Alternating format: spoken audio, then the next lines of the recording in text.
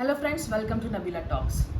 Internet sensation Urfi Javed आए दिन सुर्खियों में रहती हैं अपने लुक्स को लेकर, अपने ड्रेस को लेकर और DIY के थ्रू वो जिस तरह से क्रिएटिविटी करके अपनी ड्रेस डिज़ाइन करती हैं उसके लिए तो वो हमेशा ही लाइमलाइट में रहती हैं।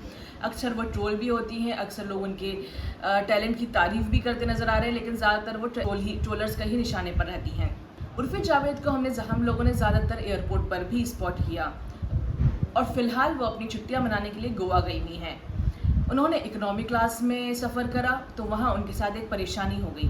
उनके साथ ईव टीजिंग हुई है, उनके साथ हैरेसमेंट हुआ है और वो किसी और ने नहीं करा बल्कि इकोनॉमी क्लास में जब वो बैठी थी उन्हीं के पीछे एक लड़कों का गैंग था।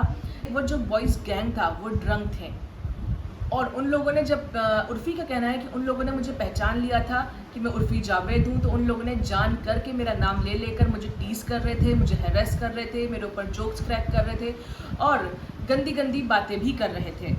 उर्फ़ी ने कहा कि जब मैंने उन लोगों को मना करा, जब मैंने ऑब्जेक्शन उठाया तो उसमें से एक लड़के ने कहा कि मेरे दोस्त नशे में हैं, मेरे दोस्त ड्रंक हैं। उर्फ़ी जावेद ने यह पूरा किस्सा अपने इंस्टाग्राम हैंडल पर डाला, अपने इंस्टाग्राम हैंडल की स्टोरी पर डाला और उन्होंने उन लड़की के फ़ोटोज़ भी डाले, उनके वीडियोज़ भी डाले और उन्होंने ये बताया कि जब वो इकोनॉमी क्लास में सफ़र कर रही थी किस तरह से उन लड़कों ने उन्हें गंदे गंदे कमेंट्स करे, भद्दे भद्दे कमेंट्स करे और उनका नाम ले लेकर कुछ ना कुछ कमेंट्स कर रहे थे लगातार। उर्फ़ी ने कहा कि मैं चाहती तो वहाँ पर सीन क्रिएट कर सकती थी, एक्शन ले सकती थी, लेकिन मैंने ऐसा नहीं करा क्योंकि मैं बहुत सारे लोगों के बीच में बैठी हुई थी और मैं नहीं चाहती थी कि मेरी वजह से किसी को प्रॉब्लम हो। थोड़ी सी देर की फ़्लाइट थी, मैं उसको टैकल कर देना चाहती थी, लेकिन मैं आप लोगों के सामने ये बात बताने जा रही हूँ।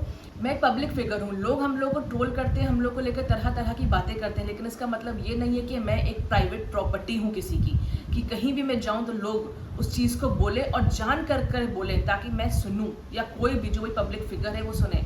फ्रेंड्स, यहाँ पर उन लड़कों की ही गलती नहीं थी, वहाँ पर जो उस एयरलाइन के स्टाफ था उन लोगों को भी एक्शन लेना चाहिए था। अगर उन लोगों को पता होता, और पहली बात तो अगर वो ड्रंक थे तो उन लोगों को एंट्री कैसे दी? अगर वो ड्रंक हैं तो वो सिर्फ उर्फ़ी जावेद की ही बात नहीं करी, अगर वहाँ पर और जो नॉर्मल पैसेंजर्स हैं जो इतने फेमस नहीं हैं उन लोगों को अगर वो नुकसान पहुँचाते, उन लोगों के साथ अगर वो बदतमीज़ी करते तो क्या होता?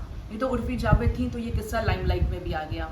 अगर वहाँ बच्चे होते, लेडीज़ होती या कोई और बुज़ुर्ग होता, उनके साथ इन लड़कों ने बदतमीज़ी की होती तो क्या होता? सवाल यहाँ खड़ा होता है और सवाल ये भी होता है कि एयरलाइंस का जो स्टाफ था उन्होंने एक्शन क्यों नहीं लिया। उर्फ़ी का ये भी कहना है कि मैं चाहती तो इन लोगों की कंप्लेंट कर सकती थी क्योंकि ईव टीजिंग आज के टाइम पर एक हल्की बात नहीं है, ईव टीजिंग आज के टाइम पर एक बहुत बड़ा गुनाह है। उर्फ़ी का कहना था कि अगर मैं चाहती तो इन लोगों के खिलाफ कंप्लेंट भी कर सकती थी, लेकिन मैंने ऐसा नहीं करा और ना मैं करना चाहती हूँ।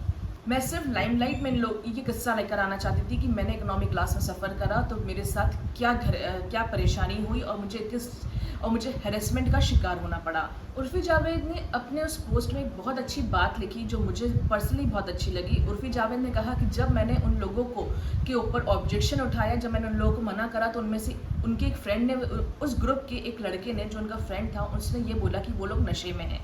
तो उर्फ़ी जावेद ने लिखा, नशे का मतलब ये नहीं है कि आप महिलाओं के साथ बुरा बर्ताव करो। ये कोई बहाना नहीं होता कि आप नशे में हो, आप किसी के सामने भी बुरा बर्ताव कर लो।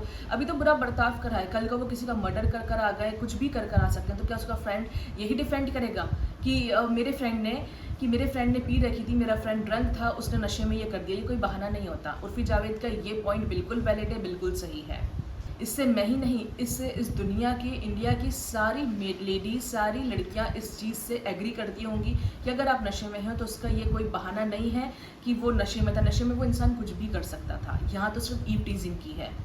फ्रेंड्स, उर्फ़ी जावेद के साथ जो इंसिडेंट हुआ, इस पूरे मामले पर आपका क्या कहना है? आप मुझे कमेंट्स में ज़रूर बताएं और ये भी बताएं कि ये तो पब्लिक फिगर है उर्फ़ी जावेद। अगर इस तरह की कोई नॉर्मल इंसान होता और वो फ्लाइट में सफ़र कर रहा होता और कोई इसी तरह के जो लड़कों का गैंग है वो उन्हें परेशान करता, टीज़ करता, उनको हैरेस करता तो क्या होता? इस पूरे मामले पर आपका क्या कहना है? आप मुझे कमेंट्स में ज़रूर बताइएगा।